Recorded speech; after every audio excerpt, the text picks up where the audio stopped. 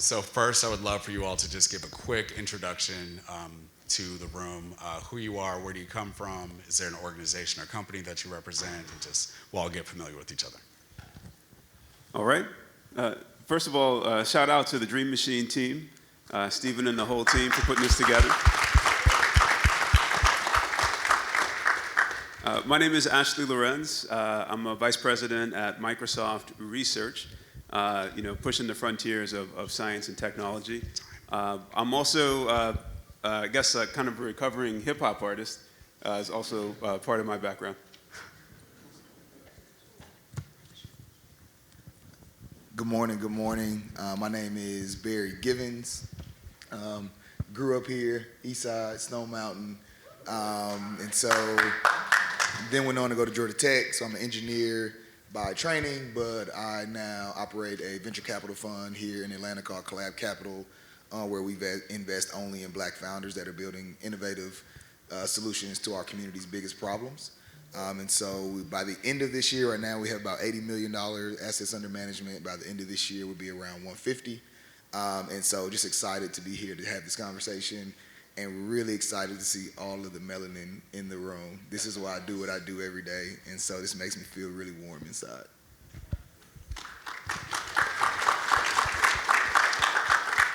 What's up, y'all? Good morning. Oh, wow, that's loud. My name is, waking me up. My name is Eyeé, yes, X just the letter. I've been a software engineer for almost 20 years. I've worked in AI specifically for the last 12. I've worked for the Department of Defense with the military doing AI. I worked at Microsoft for a number of years, worked at Google. At Google, I created 2 research teams of my own. One of them was the skin tone research team, which actually taught AI how to see black and brown skin tones, and then gave that solution away to the world for free. Now I run my own AI consultancy called Malo, Santo, which is Spanish for bad saint, making sure that AI does more good than it harms. And I'm creating the first ever AI policy research center at UC Berkeley. So I'm excited to not only share my wisdom with all of you, but to learn from all of you as well, and how I shape the AI that I deal with day to day.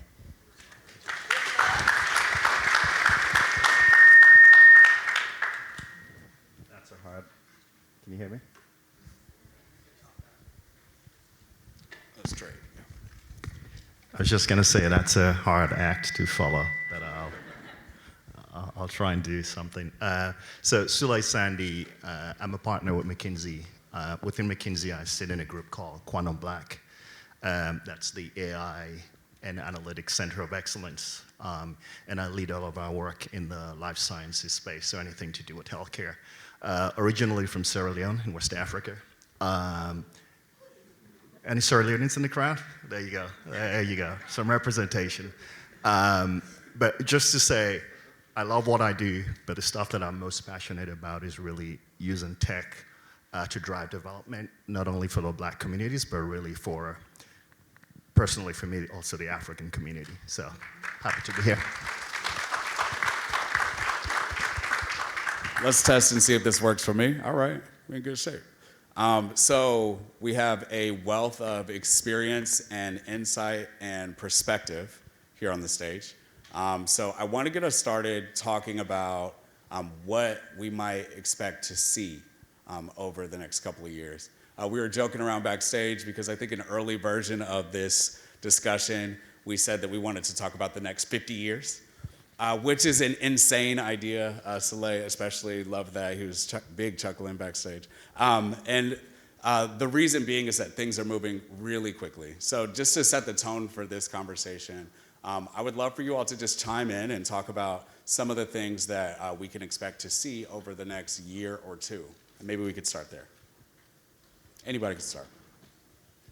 Well, just to kind of frame it up a little bit, Yep. you know, you mentioned in your intro that we're in an era of exponential technologies, and so if you just envision this in your mind, kind of 2 dimensions here. We've got compute power, kind of on one axis, right? And we're in this era where we're able to we have the algorithms, we have the computing foundations to put massive amounts into training these models. And so as we're able to put more compute into training the models now, we're seeing more kind of apparent intelligence coming out of the models and the systems that we can build with them. And that exponential pattern, I think, is really the thing to keep in mind. It's really not linear. When you think about this exponential pattern, think about ChatGPT, right? This is a sample point. By now, everyone's used something akin to ChatGPT, right? It went up to 1 million users in 1 week. Because as things get more intelligent, they also get more useful to more people. This sample point, ChatGPT, has been an era of personal discovery for me. I use it in my own life. So my son has an individualized education plan. And when he started the school year this year, he used Microsoft Copilot, which runs on the same technology, to help develop that letter that he sends to his teachers, letting them know what his needs are at the beginning of the year. My daughter uses this to create the bedtime story that she would like me to read to her in the evening. And it's smart enough that I can describe exactly my daughter's interests and her age, and I get the age-appropriate version of a particular story. But that's kind of the sample point before we were at. Now we're at GPT-4 level, right? Now here is a model that, if prompted, with the questions to the U.S. medical licensing exam, can answer in a way that essentially is good enough to pass the U.S. medical licensing exam. That's GPT-4. That's not a kind of linear increase. That's an exponential increase in reasoning from the sample point we experienced before. And so it's reasonable to think about what we can do with what we're seeing right now. We'll see more multimodality out of agents, right? So we think a lot about text in, text out. But we're seeing now co-pilots and agents that can start to see and perceive and hear the world like we can. GPT-4 powers a capability in a Microsoft product called DAX that if you've been in a doctor's appointment recently and the doctor is paying more attention than usual because they're not having to type in essentially the patient encounter notes, the medical encounter notes, while they're talking to you, that might be because this product is out there actually listening to the conversation and will pre-fill the patient encounter note for the doctor. That real-time sensory perception. Microsoft just rolled out a product called Copilot PC, where there's an agent that actually can reason over the screen pixels and the history of screen pixels. So you can ask questions like, well, when was I, talking to this person or doing this activity? Here's the instance where you're doing that a week ago. Here's the context. And so multimodality is enabling these kinds of agents to kind of perceive the world as we can with things like sight and sound. We'll also see essentially models that can start to speak the language of nature and perceive the world and understand the world in ways that we can't through our senses. Colleagues had recently developed something they called a chemical language model, where they were able to prompt the model in a way that produced new therapeutic candidates. And so one of the things we're experiencing right now as a society is that certain diseases are starting to become resistant to antibiotics. And so this particular model can be presented with a target pathogen like tuberculosis, and the drug we currently use to target that pathogen, and come up with new candidates with more favorable properties that can bind to those same agents. And through that, we're entering an era where we may see, I love this quote, the next 250 years of scientific discovery compressed into the next 25 with capabilities like that. So those are just a few things that I'm excited about. But the thing to keep in mind is the exponential progress. We're in a moment right now at Microsoft where we're planning for the next year, the next fiscal year. And what I tell my team is, look, the next sample point, so I talked about kind of ChatGPT that was initially powered by 3.5, GPT 3.5. I talked a little bit about GPT-4. But when you're planning for the next year, you're actually planning for the era of that next sample point. So you actually have to reason about what that next exponential increase is going to be. What problems are going to just kind of get solved or commoditized right out of the box. And then which problems are more enduring and really require that long-term focus. It's fascinating. We're hearing that AI can hear It can see, it can reason, starting to be able to understand chemicals, and it's evolving very rapidly. X, I would love for you to chime in. How do you see it? So I'm going to give you guys a positive thing that I see happening in the next year or two and something negative. And I'll start with the bad so we can feel better at the end. The first is that it is absolutely going to start taking jobs, and it is going to start taking the jobs of black folks first. In 2019, McKinsey did a study to identify the top 5 fields that are going to be most likely to be automated away by AI. They found that black folks were overly represented in the United States in 4 of those 5 fields. So that's food service, it was production, it was mechanics and mechanical support, and one more that I can't remember off the top of my head. In 2022, they did another study because, of course, AI exponentially jumped from 2019 to 2022 to say, well, which ethnic groups in the US are going to most likely be impacted, overall have their jobs impacted by AI. And the study found that black folks, 25% of all the jobs that black Americans have an 80% chance or higher of being automated away by AI in the next 5 years. Then you pair that with information like that one startup, Klarna. Have any of you guys ever used it, that buy now, pay later? Well, they just replaced 700 of their customer service agents with chatbots. Customer service hasn't necessarily gotten better, but they're implementing it. And then you see companies like Moderna dropping 750 custom GPTs. You see reports from WPP, the world's largest marketing agency, talking about how they're saving $10 to $30 million a year on their marketing costs because of AI. So the robots aren't coming, they're already here. And they're going to disproportionately affect our communities. Now, the good thing that I also see is that two good things in that, right? One, which is that all of you are in this room, which means that you are preparing yourself and your lineages for this future change that's coming. You are empowering yourselves to be shapers and users of this technology in ways where we can create the solutions to the problems that we may not have created. The other piece of that is that both creating AI models as well as creativity in and of itself are both becoming easier over time. So those exponential changes where when I first started building AI, you had to know linear algebra. How do you get the linear algebra? Calculus 1, calculus 2, calculus 3. Then you do linear algebra, then you do discrete mathematics before you get to probability theory. And you needed all of that to even be able to build and train your own model. Well, companies like Microsoft and Amazon have platforms like AutoML or Auto Machine Learning where you can go in and you can drag and drop your own AI model. Microsoft's made it exponentially easier for you to create your own version of ChatGPT on your own data without having to know how to code. And so the opportunity to build these models is also getting easier and more accessible, and creativity in and of itself, where I grew up, 8 kids, my mom's was on drugs, we ain't taking no art classes, right? So even though I might have wanted to learn how to draw so I could make my own anime, I never had the privilege of learning those skills to be able to do so. But now I can go to things like Copilot, I can go to things like DALL-E, I can go to things like Google Gemini. I mean, they got their own issues. But I can go to all of these image generators, and now if I have an idea for a story that I want to tell, I can generate that character in real time. And we're starting to see tools and platforms that take people through the full creative process. You have tools like LTX Studio, which allows you to generate characters. You could say, oh, this is the story I want to tell, and then it generates a storyboard, and you can name the characters, and it'll keep generating that character over and over, images of them. And then you can generate those images into video, so you can make a whole short film using these generative tools in your browser.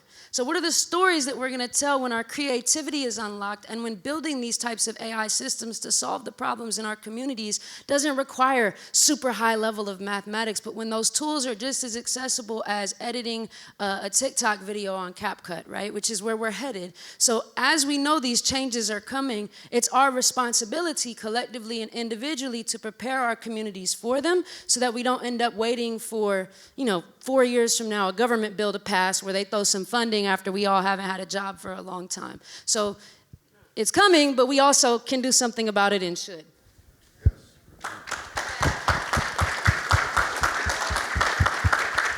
Chuck. Sulay, she mentioned McKinsey's report on the impact of generative AI on Black communities. Would you like to add a little bit more color about that report? Yeah, absolutely. And I think the report was mostly focused on generative AI. And I know generative AI is the kind of buzz of the world today. but I think there's still I don't want to call it the traditional or the analytical AI that's actually still driving a lot of impact that also will have an impact on us as Black people. I think you covered it well. The one thing I'll add before I maybe talk about some of the opportunities that the report talked about was these jobs that are going to be replaced. We always tend to think when we talk about replacing jobs, kind of the lower skill, lower end jobs. I think the jobs that X actually described, if you look at them, are mostly middle class jobs where people are making, over $40,000 a year. They don't have a college degree, but they have a high school education. They have a really good technical certificate, or they're doing repairs and maintenance, right? And those are the jobs at which, as you mentioned, were overly represented, and 50% of those jobs are likely to be replaced by AI in general. I think having said that, I think with AI, there's always two sides of the coin. There's also opportunities. And I'll probably focus on like the top 2 or 3 that we kind of see. I think the first one is just in terms of economic or financial opportunity. If you kind of think of it, a lot of Black people are, kind of underbanked in terms of, I think there's a study that says, communities or counties that are majority Black have 30% less banks, right? How could AI actually solve that? Through some real hyper-personalization that you can then start actually targeting the right people in terms of Black people to actually either provide credit to or provide other types of financial services for, right? So there could be a tremendous shift there if companies are willing to invest in it and actually drive that. On the economic front also, if you think of the small and medium enterprises that are Black owned, I like the fact you talked about, maybe the next Black SMB will be a unicorn, right?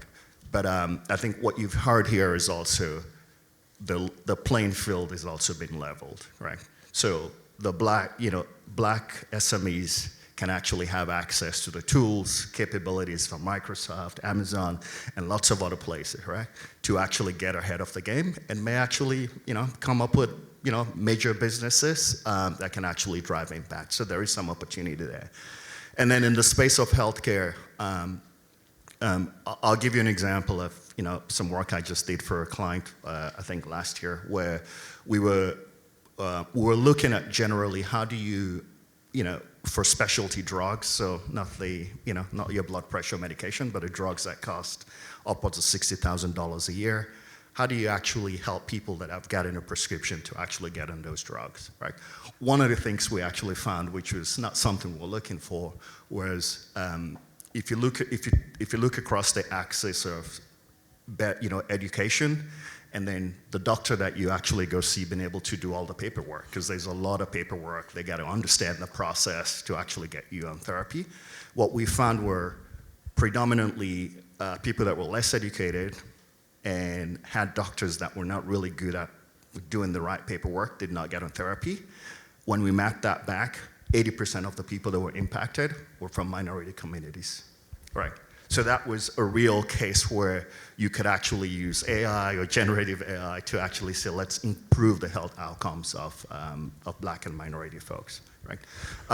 And so there's lots of areas where you can really drive impact and opportunity. But I think we as a people have to be engaged.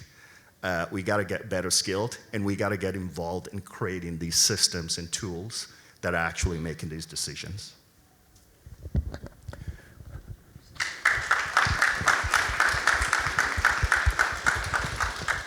Okay, so Barry, I see you as a playmaker, a deal maker, a leader in the Atlanta tech community.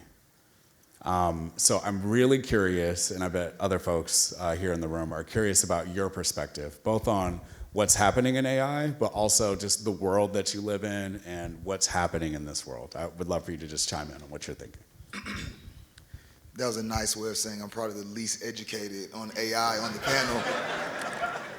And so I'm going to be the translator from all these very smart people and bring it down to terms that I can also understand. The first thing that's really big for Atlanta, you mentioned it earlier, it's rooms like this. And so I sit on boards all throughout the city for city things, for technological things like Atlanta Tech Week. So happy everybody's here. For Render, the conference. And one of the things that you'll see in other cities is that if they want to pull a room like this together, it has to be Render Black Conference. It has to be Atlanta Black Tech Week. Here in Atlanta, we're able to pull rooms like this together without having to focus on specifically saying black people should come to this. And Render is not a black tech conference, and most people do not know this. And so what does that mean as a responsibility for a city like Atlanta?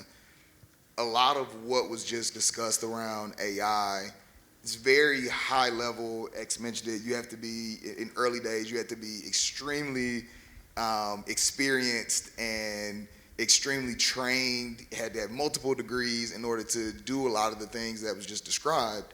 Now, the next couple of years is going to be wide. And so a lot more people have access to the tools that X mentioned, to the things that you can log into, like your Google search browser, and you can create entire models. My wife is a doctor. She just left Grady to start her own practice. I introduced her to Gamma, and she had an entire pitch deck done in about 10 minutes. And all I did was explain to her, like, what do you want to do with your practice? Who do you want to focus? I'm just asking simple questions. We're putting it into the prompts, and she has a whole deck. And then we translate it over to Canva with some of the things she got from that deck, and use some of Canva's new AI skills. Now she has a full website. This is within a 2-day period where you have a subject matter expert, someone who's never touched technology in this way before. And Atlanta is extremely dense on minority subject matter experts in all different fields. We're not, Hollywood. We're not New York on Wall Street. We're not but we're always we're always like second to everything. So we're big film here. We're big in fintech here. We're big in medical tech here, or big in medicine as far as black professionals. But many of those people have not touched technology. Now with these tools, we can take a city like Atlanta that has one of the densest black populations, and now we have to teach them how to prompt these models, how to use their creativity, so that now we can exponentially grow in our ability to create these new companies and compete with the Silicon Valleys and the New Yorks, where they have all this deep technical talent. So going wide in a city like Atlanta is going to mean building black prosperity. And that's extremely important because, as was mentioned multiple times on the stage, a lot of the things that we do are in jeopardy. And so how do we take that disadvantage from what AI is bringing to the table and flip it on its head and turn it into an advantage in a city like Atlanta?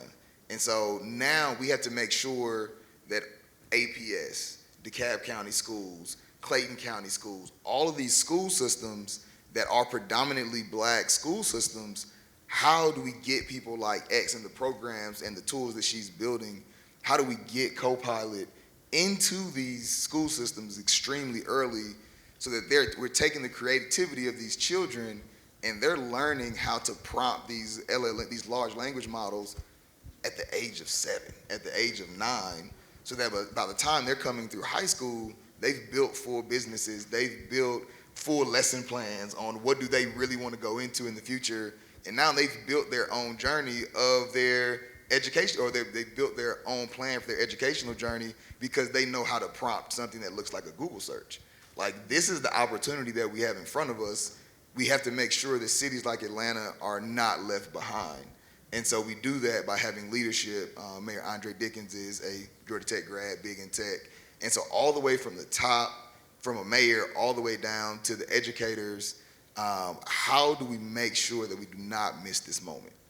We can't be late. We're kind of already late, but we can't be any later. And so rooms like this are extremely important. Conferences like Atlanta Tech Week are extremely important to bring people into the rooms, and Atlanta has always led in the voice of Black people throughout the history of the country.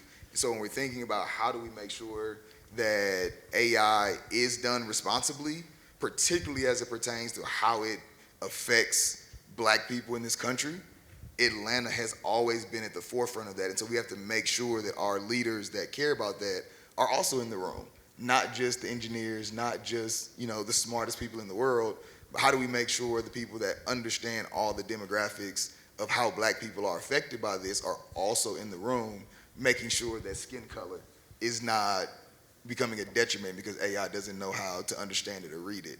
How do we make sure that the language of a young boy from East Atlanta is understood? Like, can the language models even understand what I'm saying when I'm typing into the, but we have to have representation in these rooms so that when these things are built, that I can still win on the same technology and that it's not excluding me from those opportunities. And so all of that stuff sits in what is special about Atlanta. And so we have to continue to keep Atlanta at the forefront. We have to continue to keep our kids at the forefront to make sure the next generation is prepared. And we have to continue to show up, not just the people on the stage, everybody in this room. You have to show up into rooms like this, take it into other rooms that you're going into, take it to your colleagues at your job, take it to your kids at home, and make sure that this message is being proliferated, that it is easy now to be in tech. Like, the tools that exist now, it is accessible to everyone, and we have to scream that from the mountaintops to make sure people are getting into it early.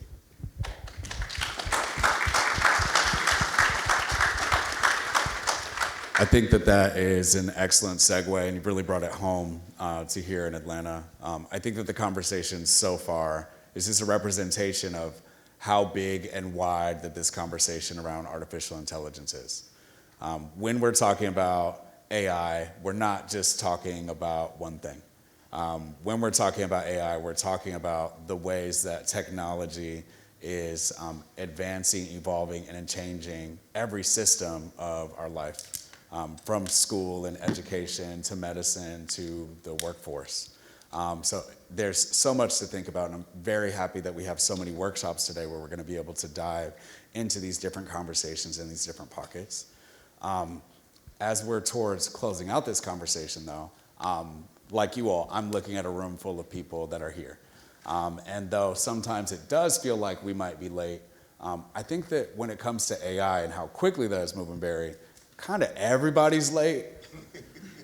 So we're kind of on time. You know what I'm saying? And I think the people that are in this room might actually be arguably early when we look back 10, 15 years from now. So I just would love to go down the panel. And if there's anything, just speaking directly to the people that are in the room right now, they showed up today. They're here to learn. They're here to be in conversation with one another, to build their network. There are some founders of the next big startup here. There's people that are going to figure out things that need to be figured out. Just any words of advice or recommendations or things that you would encourage them to look out for as they leave the event today and want to continue their journey of learning, creating, and building the future. Yeah, I mean, I love this question, and I love this room and the energy. I do think that we have an imperative now to make this an era of shared prosperity. As a technologist, I think about the importance of representation in the science and who's advancing the science. I spent my day yesterday with some of my own kind of grantees. We have programs where we support researchers in the global research community doing research around AI.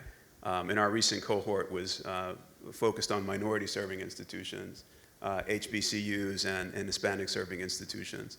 Right here in Atlanta, we've got Emory, we've got PIs at Emory, we've got PIs at Morehouse.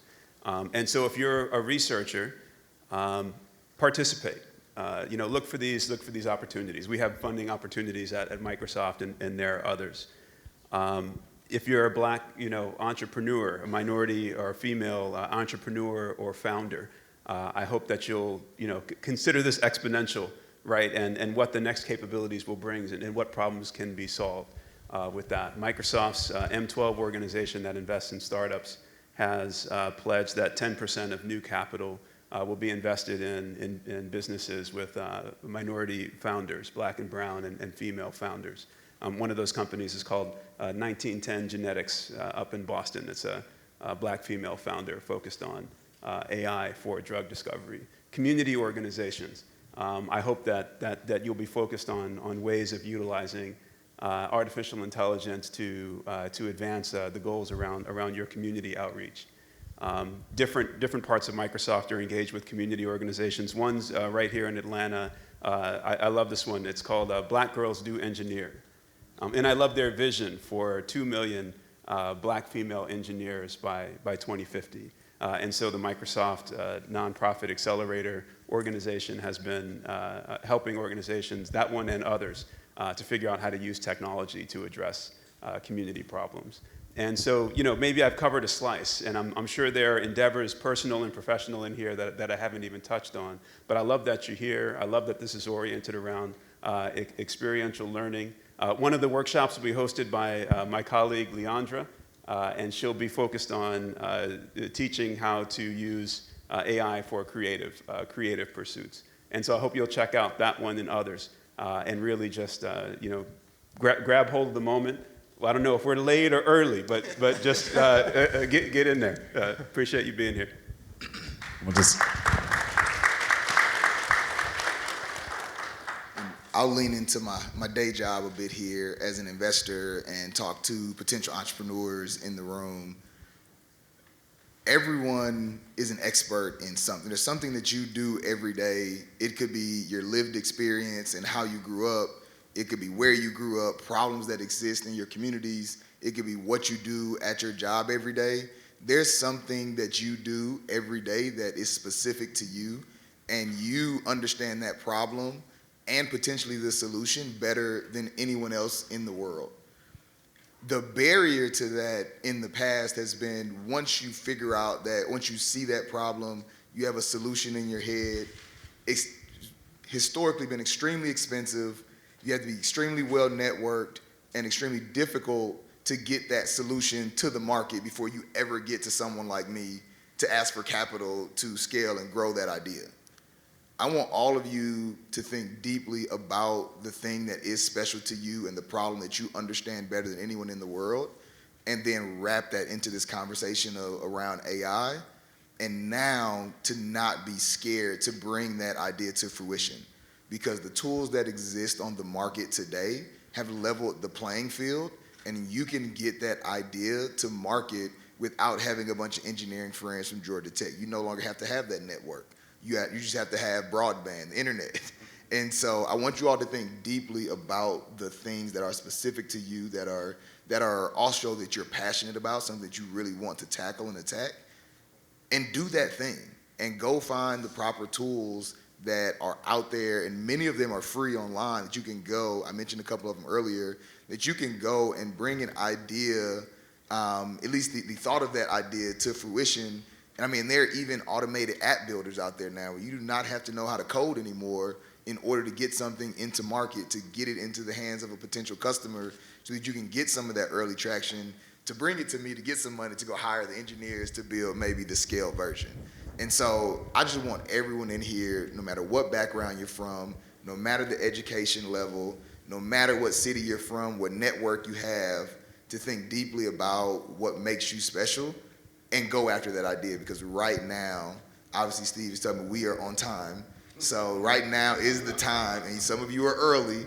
So, and specifically in industries that are technology nascent, that are behind the times, this is your opportunity to bring that industry up to par with the rest of the industries in the world. And so just don't be afraid to tackle that big problem anymore, because there are tools that can upskill you and bring you to the level of some of the smartest people in the world right in your pocket.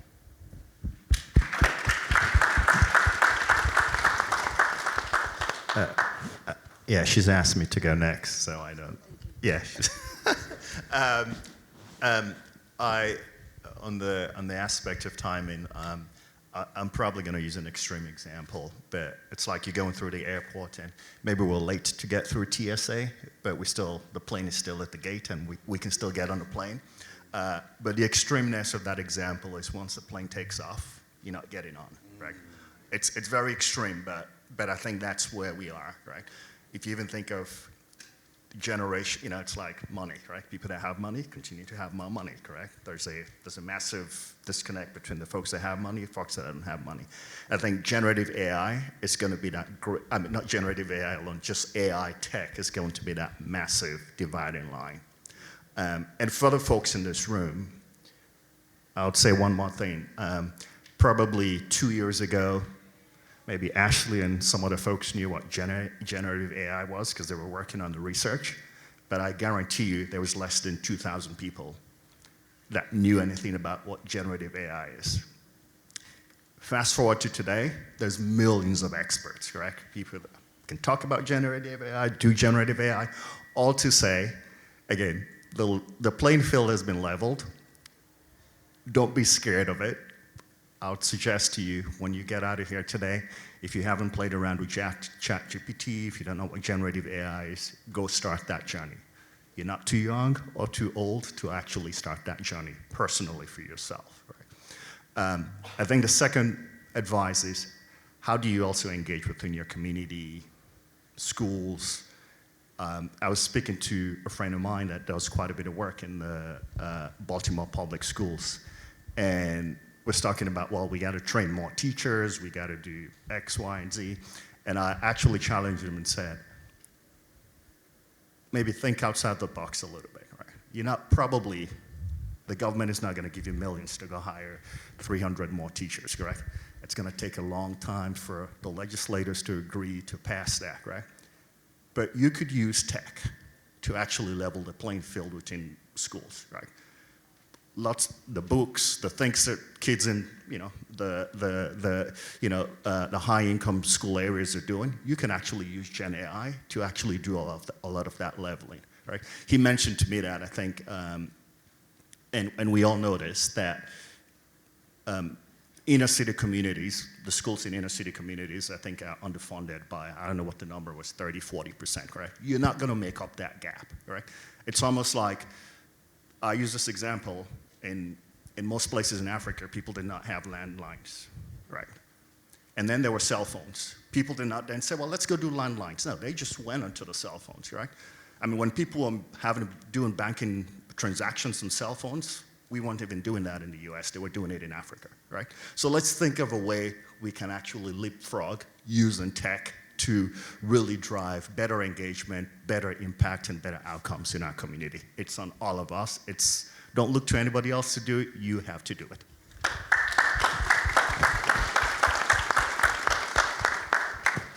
So I have two questions for everyone. Who in here is feeling a little bit overwhelmed by all this AI stuff and what's coming next? I'm not gonna lie to you, I am.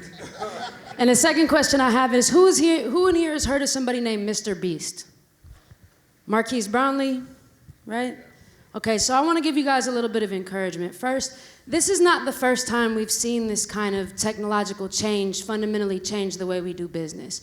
For example, when the digital camera first came out, I guarantee you all of the film photographers, the people who used to shoot on film, film video and film images were like, that's not real photography. You ain't taking it to a dark room, you're not doing it the same as me, that stuff is fake, right? And then all of the people who worked in those 1-hour photo shops where you'd have to go and drop your film off to get your camera developed were like, what the heck am I gonna do for a job, right? They were freaking out. But then, at the same time that it did replace a lot of those film jobs, right? So all the photo rooms are gone. Now if you buy a disposable camera, you wanna get it developed, you have to send it in somewhere. You can't just take it to Walgreens, right? At the same time all that happened, it created a new platform. Because there was a group of people who said, well, hey, when making videos and films is more accessible to everybody, where are they gonna upload their videos? And they created a website called YouTube. Yes. And it gave birth to an entire new type of economy that then gave birth to platforms like Instagram, that then gave birth to platforms like TikTok, that then gave birth to platforms like Thriller and like Vine, and to a lot more people being able to do things like everything from just upload videos about their own lives and become multi-millionaire influencers like Mr. Beast or Marquise Brownlee, to creating the next wave of short films. competing in competitions like Sundance, etc. So understand that we've seen this type of change before. This one's just like on 2x speed, right? Like how I watch all my Netflix shows. So don't feel like it's the end of the world, because we've seen this over and over again. And before the digital camera, we saw this with the invention of mechanical, like actual machines, right? So I guarantee you the dude who used to take his little horses and like go across the fields to be like, hey, plow my field, was like, oh, that tractor ain't gonna replace me, and then it sure did. But then what did it do? It created a whole new field of like mechanics and of engineering and repairing and oil generation and electrical engineering and safety and monitoring and cops who would go around and give people tickets because they're bored, right? Like it created a whole bunch of new industries. And so I want to leave you with this piece of wisdom that my grandmother gave me. And my grandma was a black woman who was born in Albany, Georgia, God rest her soul. And she always used to say to me, baby, if you can see a problem, it's because you got a part of the solution. So the one thing I want to say is that by all of us being here in this moment and even being able to be afraid is an acknowledgement that all of us are a part of the solution. And to add on to what Barry said, right? When he said all of you are expert, I saw a lot of you like, I ain't an expert in nothing. Like I just working my job, right? To give context, I can build many, many different types of AI systems. But if someone came up to me and said, make an AI for a veterinarian, I wouldn't know what to build because I don't know what veterinarians need. I'm not a veterinarian.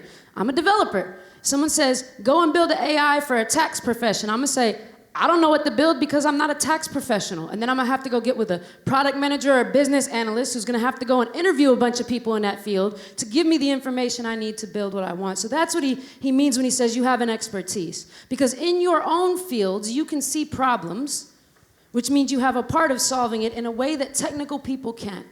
Right? The second part of what my grandma used to say when I got older, she said, baby, I said you had a part of the solution, not the whole thing. And the reality is it's not on you and you alone to solve.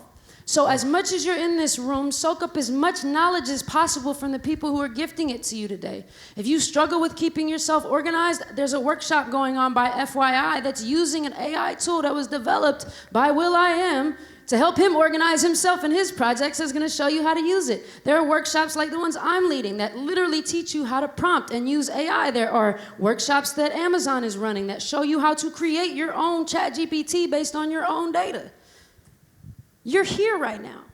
So make sure that you not only absorb that knowledge, but also that you connect with each other.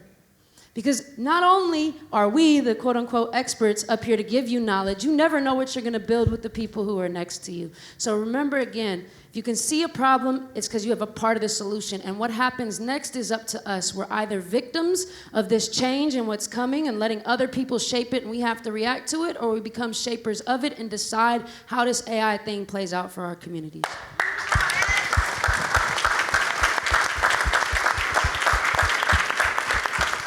Thank you all so much. Another round of applause for Ashley and Barry and X and Sulay.